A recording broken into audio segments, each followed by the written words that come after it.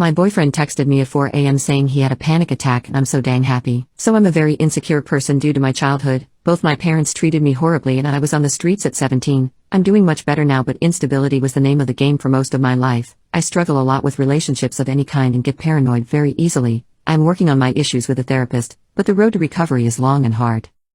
When I go into one of my episodes, my boyfriend is constantly reassuring me. He's so patient it's heartbreaking. We've been together a little over 3 years now and I've gotten much better at managing my thoughts and feelings, but at the beginning of our relationship I would even get physical sometimes, throwing pillows and blankets at the walls, ripping my notebooks, etc.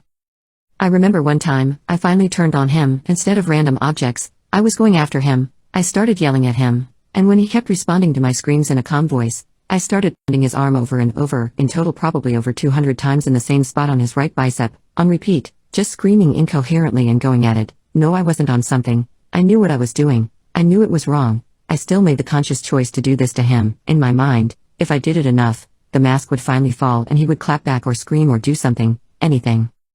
He didn't. He stayed calm through my incoherent cries and swings. Not once did he raise his voice or get physical. Eventually I fell asleep out of exhaustion and somehow I woke up to him making us breakfast the next morning. Somehow, he still decided to stay. I asked him why he wasn't giving up. Why didn't he just leave? He said because I was worth it to him, because he believed in me and knew I would get better. I asked him what if I went further and did something bad to him one day. He just held me and said I wouldn't, because I'm not my parents. I would never unalive or think to unalive. His unshakable trust finally fixed what no one else could. I have never laid a hand on him, or anyone again, nor have I gotten physical in any way.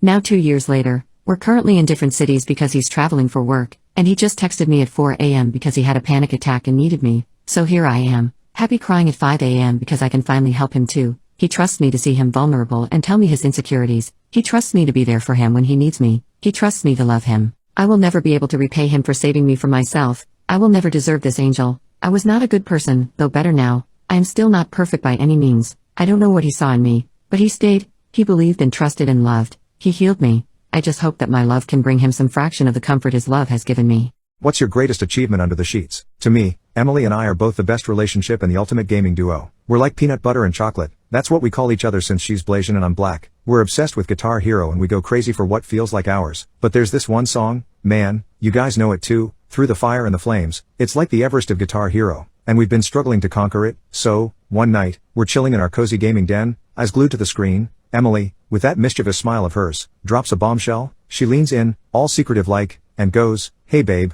I'll give you head and let you finish in me, and a special treat if you can beat Through the Fire and the Flames and turn off the game. I'm all ears now. My heart's racing. Reward?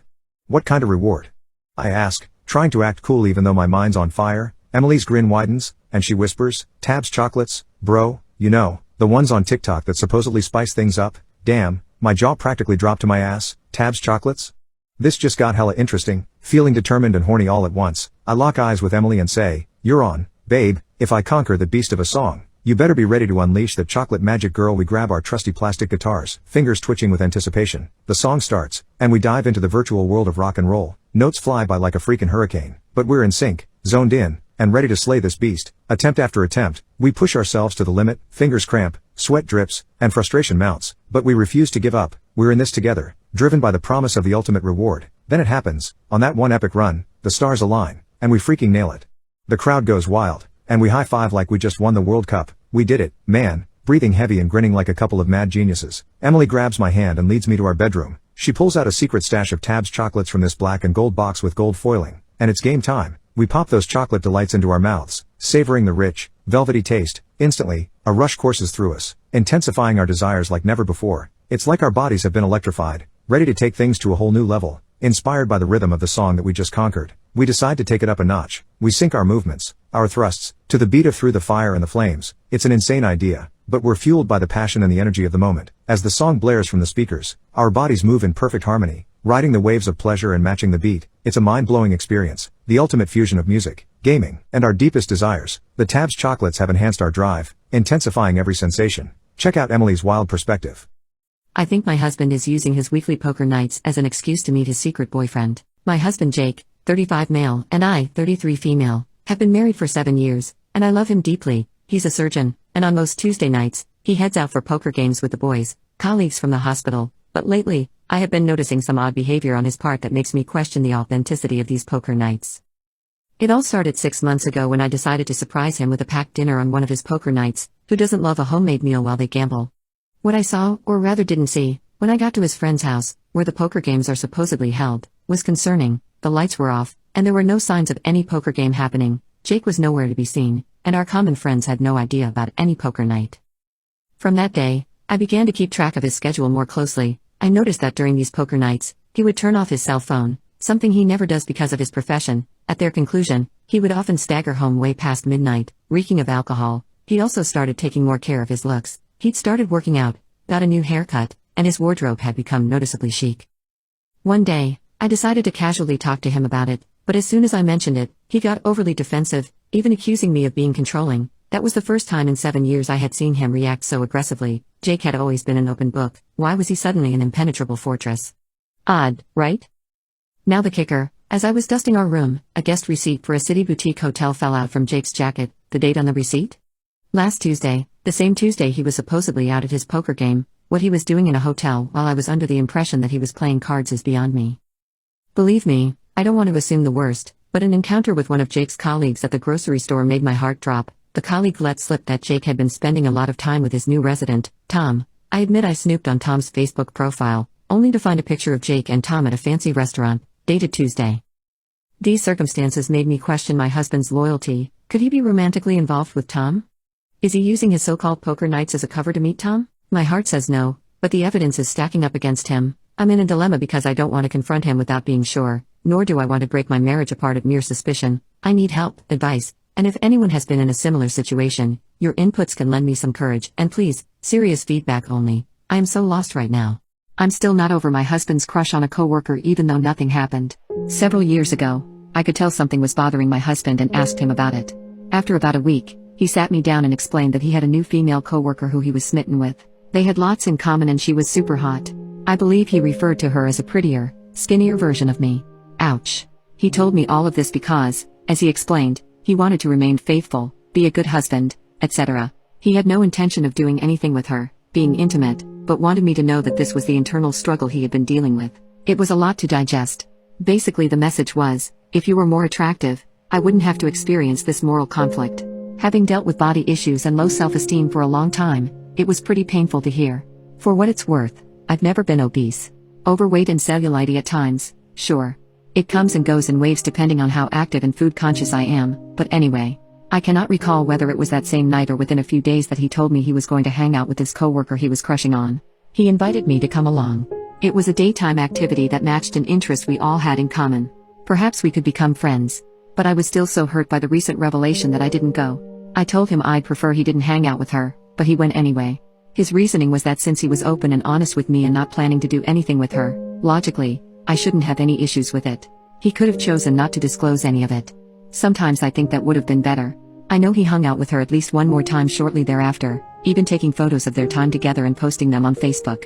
That also kind of stung, especially when a few friends were like, "Who's that woman your husband is posting photos of?" His rationale was that she was new to town, had never been to this attraction in our city yet, and it's a place he, and we, like to go. So it all added up to him going with her. Since it was her first time at this great place, the outing had to be documented, and posting the photos on Facebook was an efficient way to share them with her. He's never apologized for any of this because in his eyes, he didn't do anything wrong. He didn't cheat on me, and he was open about his feelings. To some extent, I agree with his perspective. Maybe I was or am just being an illogical, emotional, jealous woman. But it's been years, maybe 6? And it still eats at me sometimes. I think it was pretty selfish to put his desire to hang out with her above the additional hurt it caused me. Okay, I'm done now. Thanks for letting me get that off my chest. I told my kids about my wife's infidelity. My wife, 27 female, and I, 27 male, have known each other since high school. We were always friends, but didn't show any interest in each other until senior year, where she asked me to prom. I accepted her invitation and we've been together ever since. We got married in 2015 at age 19, and have 2 daughters, who are 7 and 5. About a month ago, I found some texts on my wife's phone while she was in the shower, where she had been flirting with one of her female coworkers that I knew pretty well. We had met at work functions from time to time.